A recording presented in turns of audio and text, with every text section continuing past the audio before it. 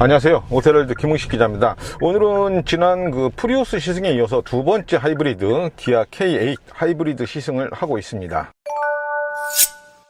예, 오늘 시승은 목적지를 정하지 않았습니다. 그냥 구름 따라 가기로. 예.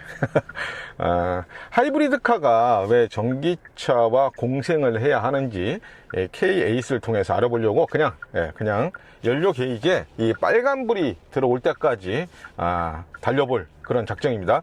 지금 시간이 오후 4시 11분이거든요 무박으로 달릴 겁니다. 무박 시승 오랜만에 하는데 10시간 이상 운전을 해야 될 것 같거든요. 뭐 중간중간 안전하게 휴식을 취하면서 과연 몇 킬로미터 주행에 또 연료 경고등이 들어오는지 확인을 해보겠습니다. 요즘 보면 뭐 전기차 얘기 많이 하시잖아요. 관심도 많아졌고 또 차도 많아졌고 시장도 많이 커졌습니다. 그런데 이게 속도 조절이 좀 필요한 것 아니냐 이런 얘기들이 나오고 있습니다.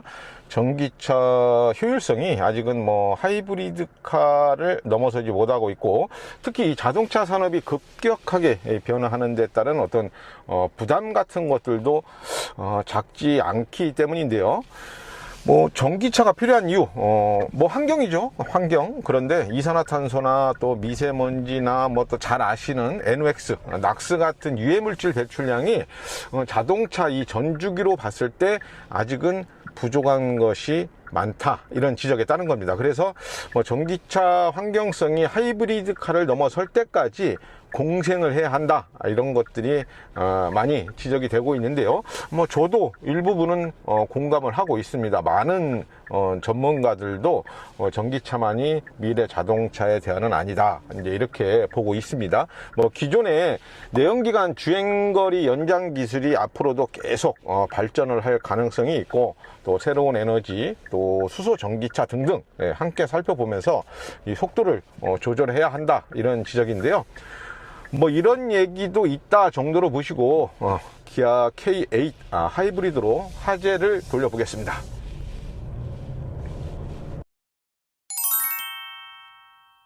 K8 하이브리드 시승이 이번이 처음은 아닙니다. 5월에 처음 출시가 됐을 때 한 90km 정도 주행을 해서 연비가 그때 19.3가? 뭐 19km per 리터대 이상 기록을 한 적이 있습니다. 이전에 K7 하이브리드는 2.4리터 가솔린 엔진이었는데 이번에 1.6리터 터보 하이브리드로 다운사이징 파워트레인이 탑재가 되면서 연비는 물론이고 이 퍼포먼스도 확실히 달라졌다, 뭐 이런 것들을 좀 느꼈습니다. 뭐 최고 출력이 180마력, 그리고 최대 토크가 27.20kg FM이니까 뭐 2.4리터 가솔린 엔진보다 스펙도 많이 좋아졌죠. 자, 이런 특성이 지금 달리면서 잘 나타나고 있습니다. 조용하면서도 아주 매끄럽게 이렇게 그런 어떤 주행 질감 같은 것들을 보여주고 있는데요.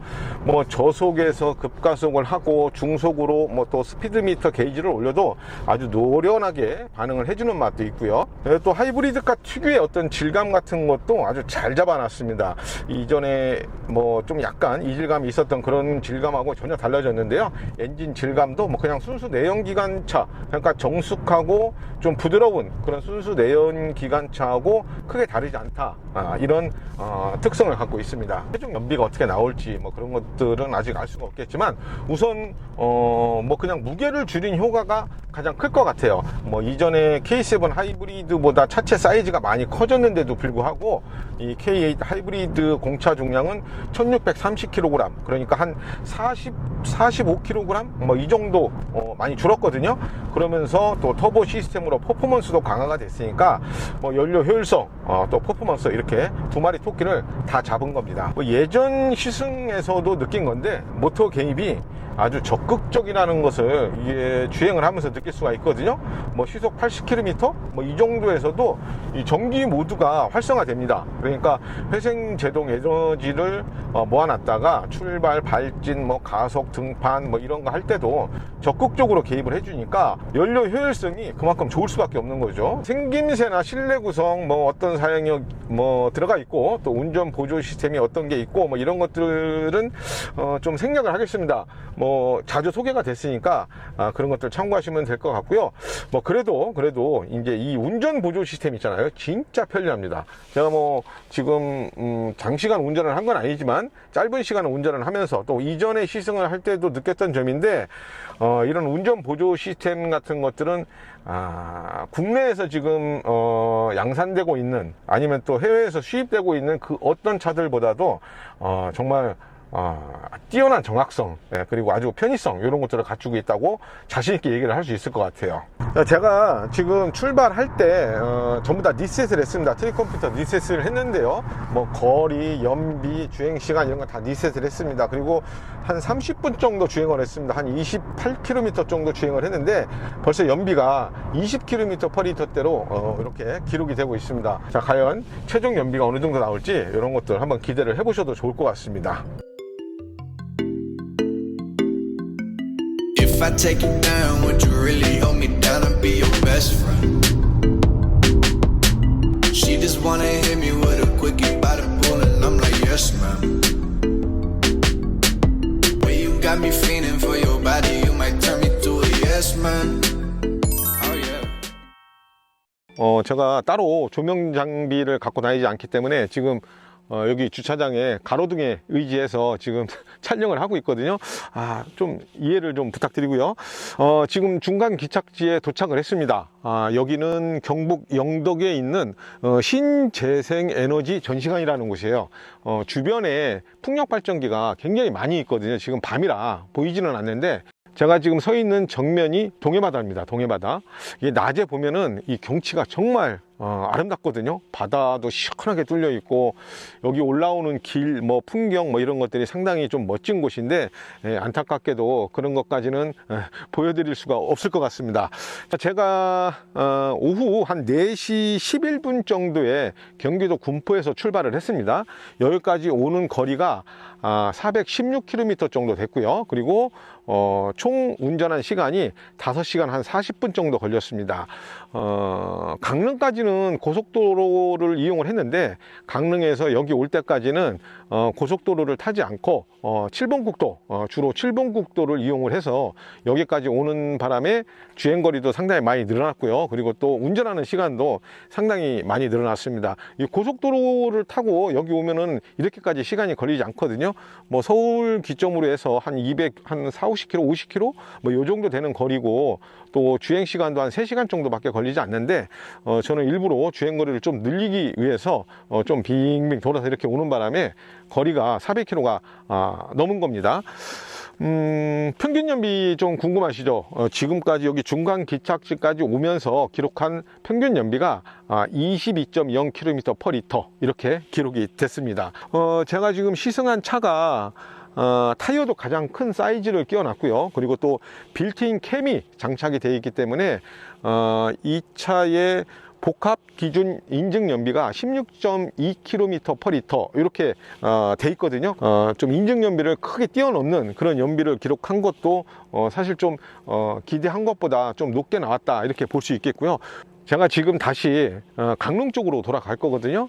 강릉에 가서 잠깐 휴식을 취하고 운이 좋으면 아침 일출도 좀 한번 볼 수 있지 않을까 이렇게 기대를 하고 있는데 올 때 보니까 날씨 기상 상태가 그렇게 좋지가 않습니다.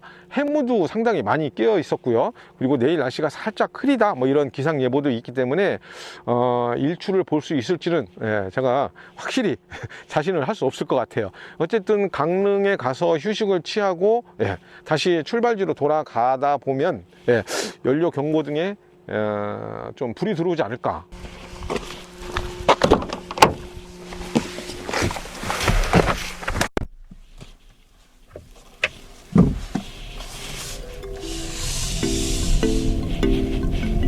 If I take you down, would you really hold me down and be your best friend? She just wanna hit me with a quickie by the pool and I'm like, yes ma'am. Well, you got me feeling for your body, you might turn me to a yes yes man. Oh yeah. 여기가 하조대입니다. 제가 영덕에서 출발할 때 강릉을 목표로 했는데 고속도로를 타고 오다 보니까 그냥 내친 김에 쭉 한번 달려보자 해서 여기 하조대까지 왔습니다. 근데 영덕에서 여기 하조대까지 거리가 생각했던 것보다 굉장히 길더라고요. 거의 뭐 한 200km가 넘는 거리를 달려왔는데 지금까지 총 주행 누적거리가 640km 이렇게 표시가 되어 있습니다. 그리고 운전을 1시간, 운전을 1시간이 9시간을 조금 넘겼거든요. 굉장히 장거리 운전을 한 겁니다. 지금 시간이 1시 반입니다. 오전 1시 반. 그러니까 출발해서 지금까지 거의 뭐 10시간 가까이 운전을 한 건데요. 지금까지 누적된 평균 연비가 21.8km/L 이렇게 기록이 됐습니다. 이제 남은 주행 가는 거리가 한 250km 정도 됩니다.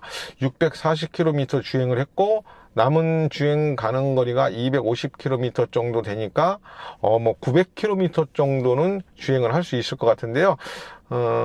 연료 경고등은 훨씬 그 전에 들어오겠죠. 한 60-70km 정도 주행 가는 거리를 남겨놓고 연료 경고등이 들어올 것 같은데요.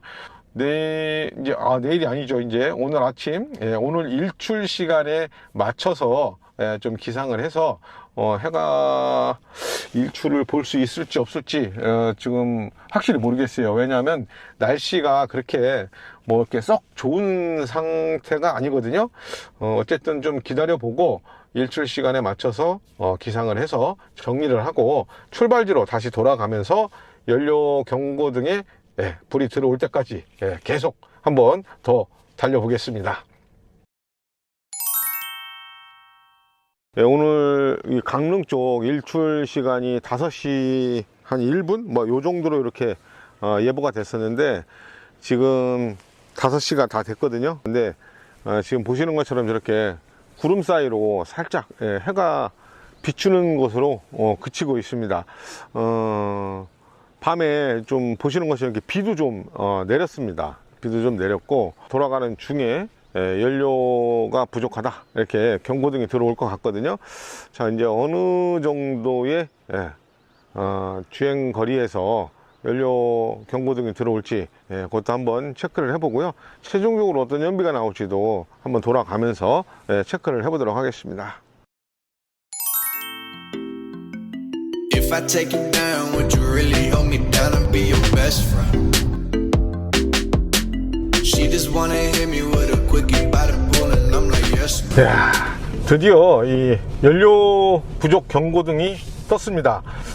주행 가는 거리 75km를 남기고 경고등이 들어왔거든요. 제가 지금까지 시승을 참 많이 했는데 자동차 시승을 하면서 어떤 경고등이 뜨는 걸 이렇게 좀 반가워했던 적은 처음인 것 같아요. 워낙 장시간 또 장거리 운전을 하다 보니까 야, 빨리 경고등이 떠서 좀 마무리를 했으면 좋겠다 그런 생각이 계속 들었거든요. 뭐 연비고 뭐고 아주 절묘하게 제가 지금 거의 이제 최종 목적지 거의 다 왔는데 얼마 남기지 않고 지금 경고등이 들어왔거든요. 타이밍이 아주 기가 막힙니다.